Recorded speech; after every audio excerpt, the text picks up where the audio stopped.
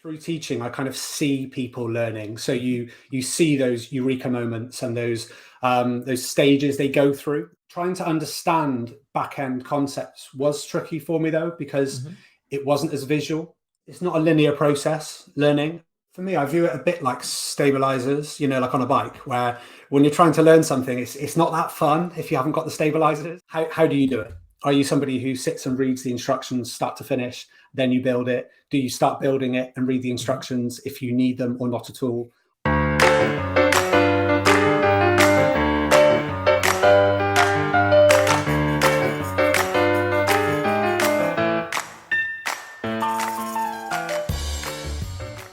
Welcome everyone to another episode of Coffee with Developers. Today we have Daniel Cranney joining us from Bristol, England. He is a developer, designer, and teacher. Welcome, Daniel. Hello, good morning. Thanks very much for having me. I'm really excited to do this. Thanks a lot. Me as well, Daniel.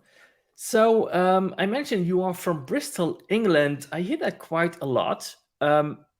What is there something there that we should know about?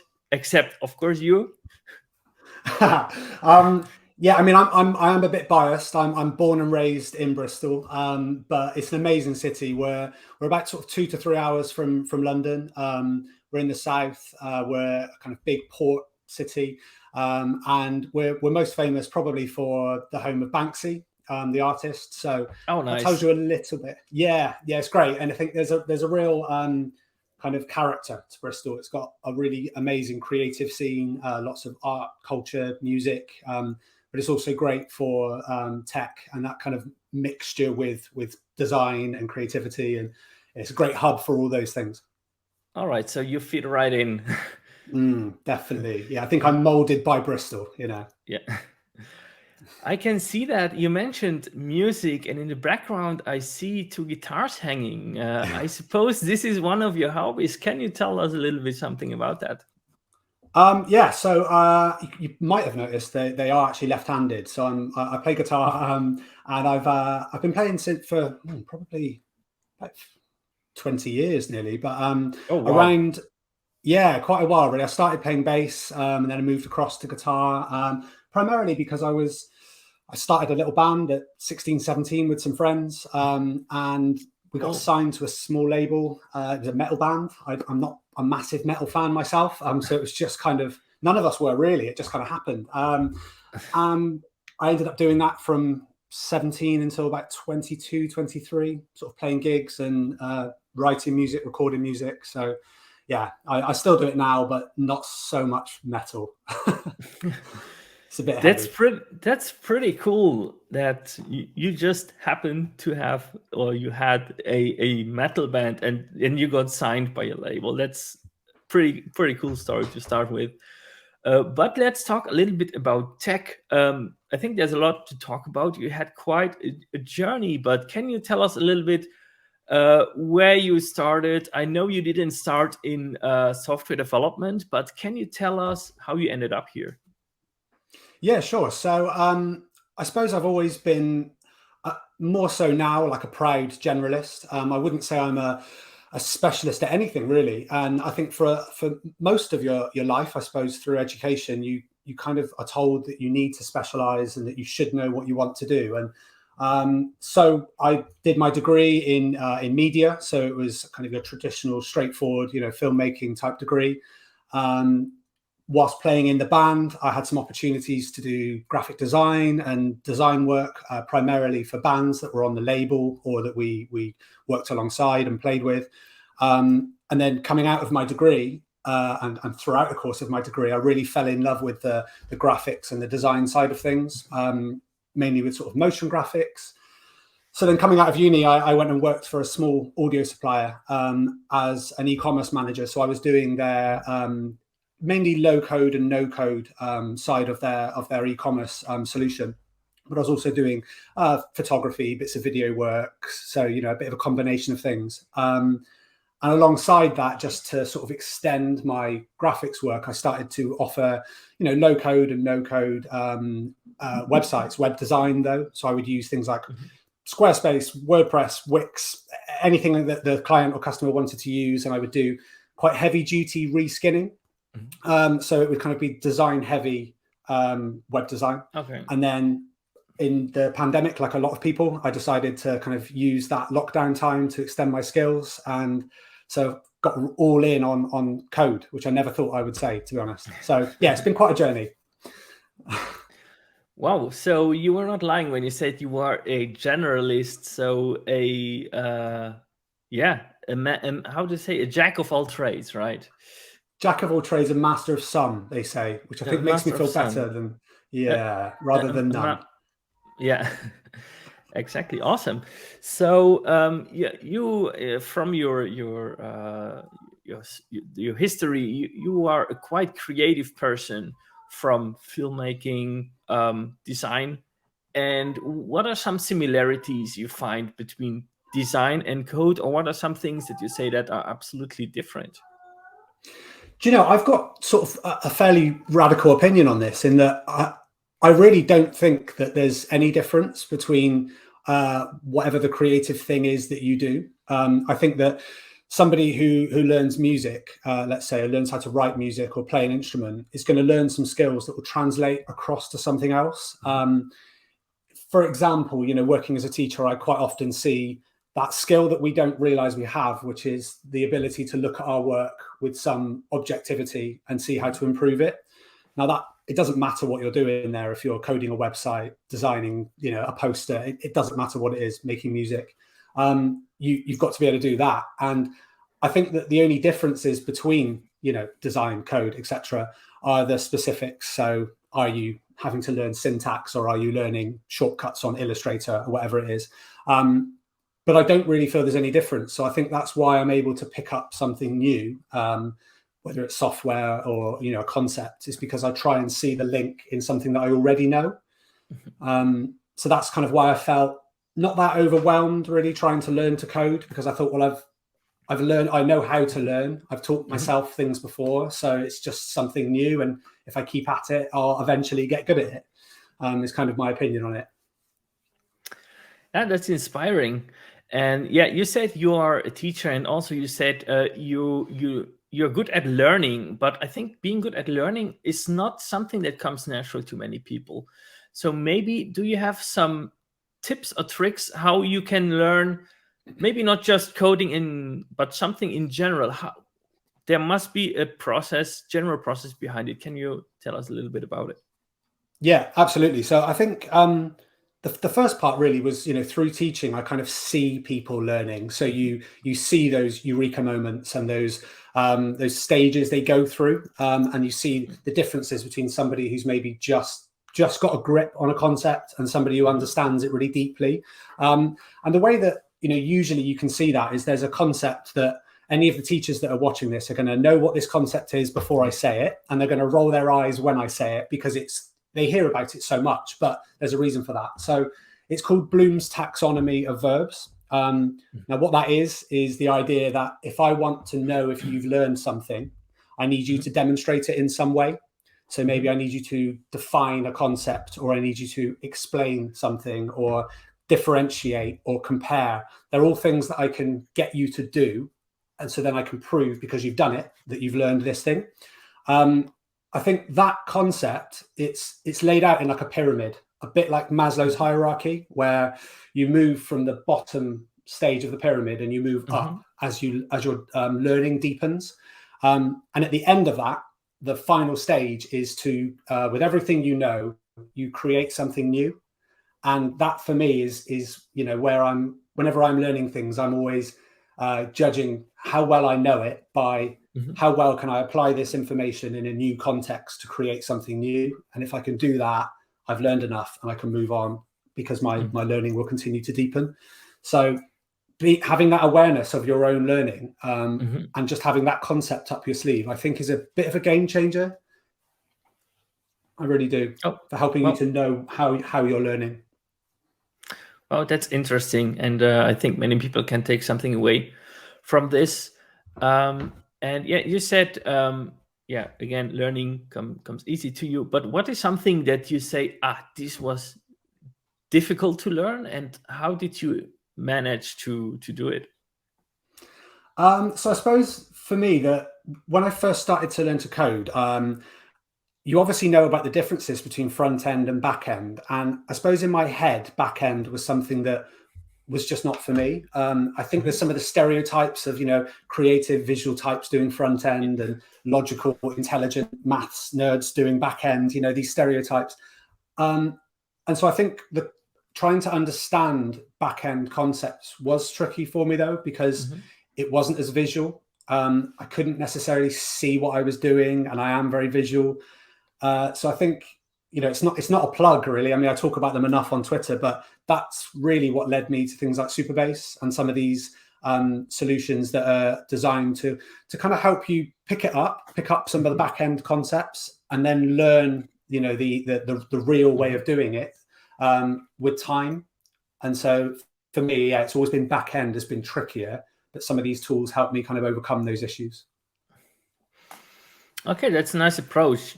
Pick something that makes it easy for you, and then eventually deepen your knowledge, right? Or not. Like you don't have to know everything, right? So you don't have to be. I think that's something, an important message we can give our audience, that if you're new to coding, or if you want to learn something new, you don't have to learn everything, because there's too much out there that you could learn, and people tell you that you should know, but you really don't. Like, just pick up the things that you like, and eventually you end up with a skill set that makes you a valuable part of a team, right?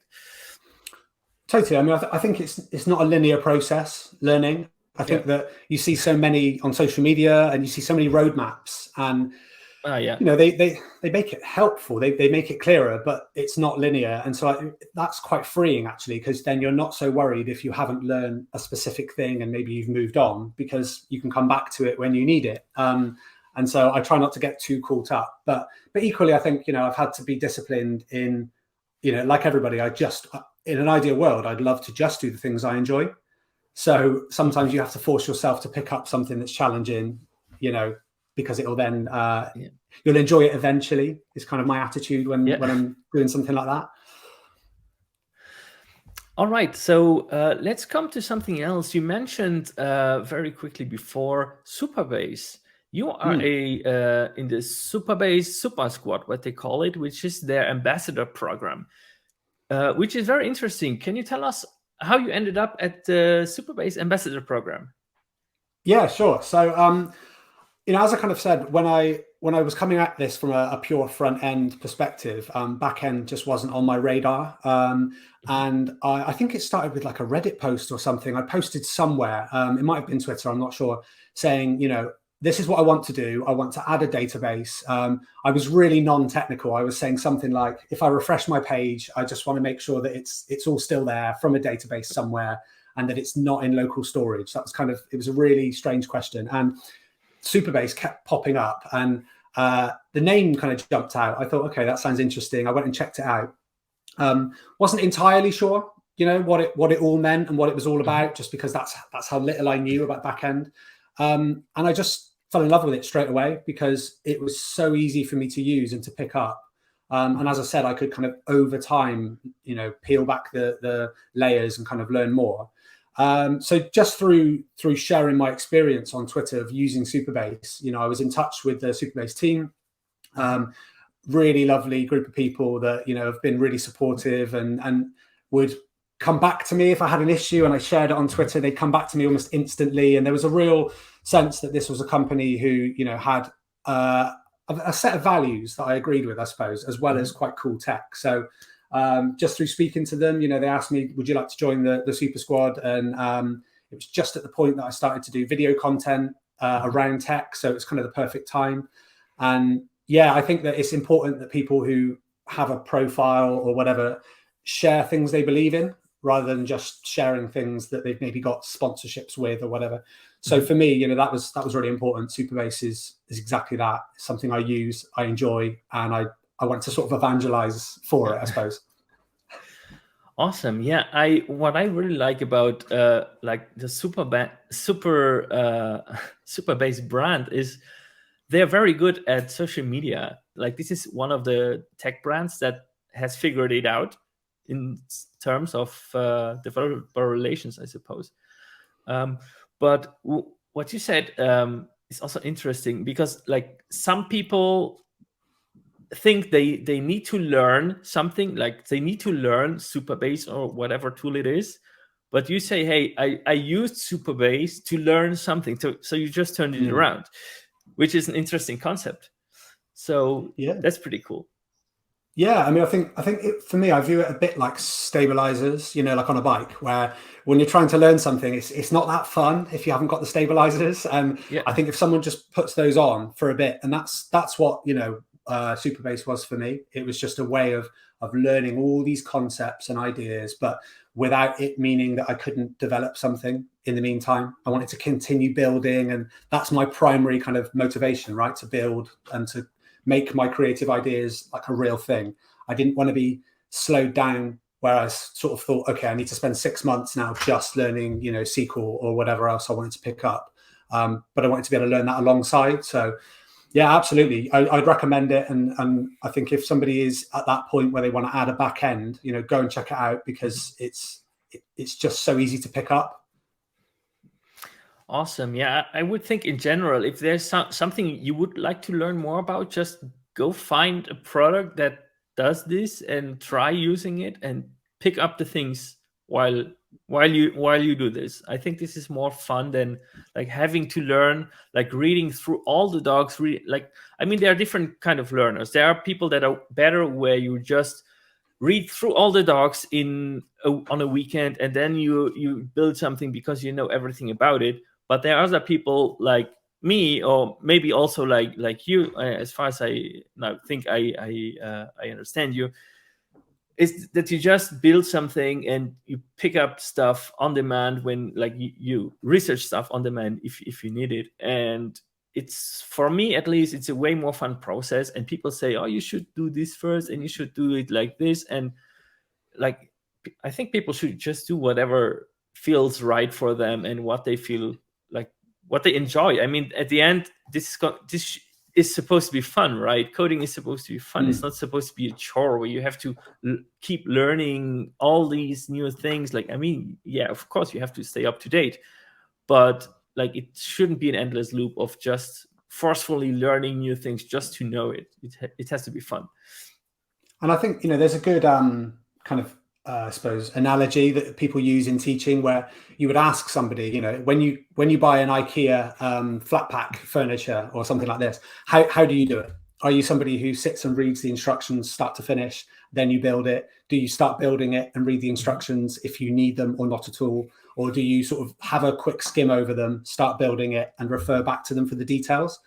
And I think knowing which of those that you are makes it a lot less stressful, because if you are somebody who consumes huge amounts of information, like reading the docs and just consumes it and learn the best that way, and that, then it's okay that you're not building that much, because that's how you learn most effectively. And for me, and I think my wife can probably attest to this, because these guitar hooks are not that straight, is I would probably just start doing it and then refer to the docs when I need them. So that plays out when I'm building different apps or websites. It's definitely how I learn. Yeah, I assemble my furniture like this. I assemble the Legos that you can see in the back. So I just do, okay, first step, what do I need? I need these screws, I need these pieces, and then, okay, what do I have to do with it? Okay, next chapter, next slides. So, and I think it's the same with coding. I just see, okay, what do I need next? Like, okay, and then I even try to, like, maybe not with furniture, but with building Legos, I try to not look ahead, because I want to be surprised. Oh, it's this part. Cool. Interesting. And so it's, for me, it's like the surprise factor that is like, oh, this is how it is. Nice. So I think this is like sort of how I also learn new tech and stuff. I'm like, oh, this is what it's about. Okay, this is why we do this. I never thought of that, the surprise factor, because I suppose for me, I'm the opposite. I'm so impatient. I almost would like to go to the back page of a book and read that first, because I want to know what happens. And I think same with building things, that I go into it a little bit blind, but then I want to learn the entire big picture. I want to know how is this thing going to look? As in, what am I going to use for my backend? How is auth going to work? Am I going to use state or local storage or whatever it might be? Have the big picture, but I might not necessarily know how to do the specific things that I need to do along the way. But I think still, knowing how you learn is massively important. Yeah. Yeah. All right, so let's change the topic a little bit. You want to get into public speaking. You told me that once, and you are going to be speaking in public in a little bit less than when this airs. So a little bit, maybe in 3 weeks from when this airs, as a moderator at the WeAreDevelopers World Congress 2023. So that's exciting to have you there as a moderator. First, thanks for agreeing to this. And are you excited for it? And what are you most looking forward to at this Congress? So I think first, I'm really excited. For a start, Berlin's an amazing city. I mean, I went there a few years ago. It was my first time going, and there's no excuse. It's so close, but it's an amazing, amazing city. But I think I'm most excited about the fact, it's actually my first tech conference. I've never been. Awesome. I think being the freelancer out on the fringes, you don't really get an invite. But I think I'm really excited about just immersing myself in and amongst developers from around the world, and I think it's just going to be an amazing experience personally, because I do want to get into public speaking, and you can probably tell from this interview I do a lot of speaking. But I think it's also just going to be great to make some of those connections in real life. There's a lot of people that you speak to on Twitter, some of your speakers, shout out Francesco, that you see on Twitter quite a lot. But it's going to be amazing to meet them in person, and some of the companies that you see on Twitter as well, and to actually meet the representatives and make those connections face to face. So it's going to be amazing. I really can't wait. Yeah, that's also always my favorite part of the conference, is just meeting up with people that we always talk probably on a daily basis or regularly on Twitter, on social media, as people you haven't met yet, and then you meet them in person. So that was probably my favorite moment as well. When I went there last year, there was a group of people I before only knew on Twitter, and we had a nice time. We went for burgers after at Five Guys, and we had just a great time together. The interesting thing is, it was as if we knew each other for like forever. It was like instant, like we're just hanging out as friends, but we have never met before, and that's interesting. Yeah, and I think there's so many common interests. I think that's what it is. I think I joined Twitter knowing that people had said, "Oh, it's great for development networking," and I hadn't taken networking, I suppose, as seriously as I should have done over the years. And so I joined on a bit of a whim, but it really is. It's an amazing community, I suppose, for people that have all got that similar mindset. Everybody's out trying to make something for themselves, or build something interesting, or pursue their hobbies. So yeah, I can completely see that, how you would gel with people straight away in person. Yeah. All right, so I'm looking forward to meet you there as well, Daniel. And thank you for the insights that you gave in this interview. And yeah, looking forward to see you moderate one of our stages. Amazing. Thanks very much. If anybody is there at the conference and they see me, come and say hello. As you can tell, I'm pretty chatty, so I'm always there to have a chat with anyone who's around. And thanks again for inviting me to do this, Mark, and for the Congress. It's going to be amazing, and it's a great opportunity. Awesome. Then bye-bye, Daniel. See you around. Thanks again.